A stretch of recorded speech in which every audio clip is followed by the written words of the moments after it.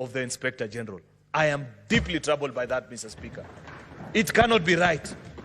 We were in this country, though I was not a leader and I was a young person in university, Mr. Speaker, when we faced the post-election violence, day by day, General Hussein Mohammed will brief the country and speak to the country and give them an update of what is happening. How can we face such a crisis, Mr. Speaker? Up to this particular point, I don't know what the Inspector General thinks. I don't know what is the challenge. We don't know these things that are being discussed.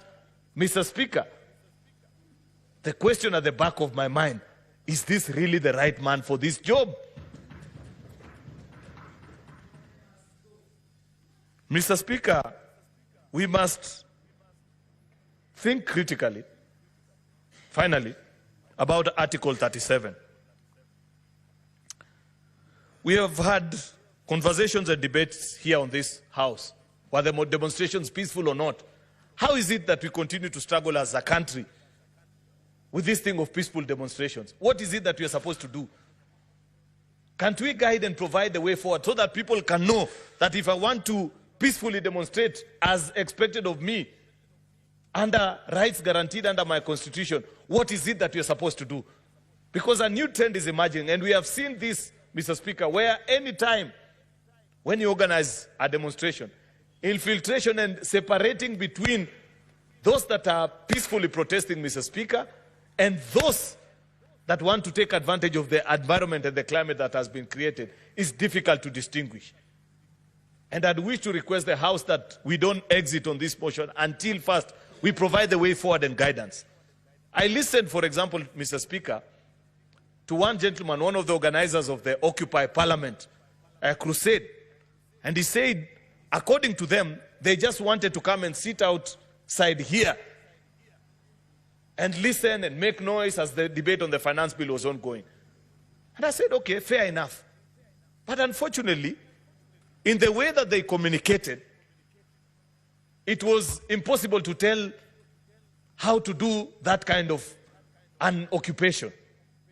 I wish, Mr. Speaker, at that point, that there had been an engagement, either with your office, because you're the person who permits this kind of engagements, so that we know how is it that if today there are 100,000 people who want to come and present a public petition to Parliament, we should be able to facilitate it,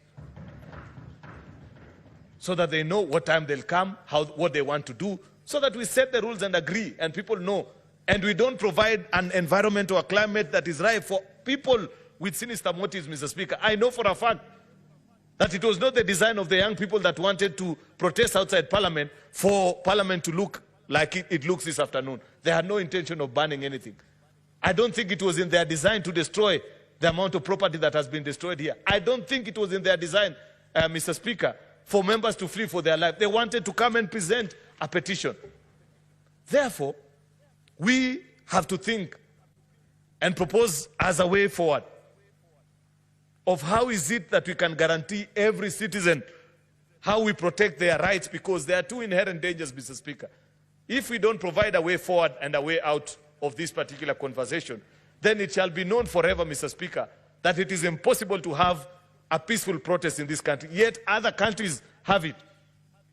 When we travel, even, anyway, I don't want to get into a diplomatic challenge by mentioning various countries, Mr. Speaker, but there are countries that you think even are less democratic, but they have provided the space and the means for people to exercise their democratic right, on the right to peaceful protest, Mr. Speaker, and it's provided for, and people make their voice heard. I don't know how we can do it. I know colleague members can guide us on how this is done, but the long and short of this conversation, Mr. Speaker, is that we are sick, and the ordinary medicine that we have administered over the years is not likely to heal us.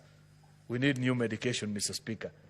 Therefore, with those many remarks, Mr. Speaker, I beg to move and request the leader of minority, Senator Justice Retired Stewart Madzayo, to second this motion, Mr. Speaker, and lead the country towards the right path. I thank you, Mr. Speaker.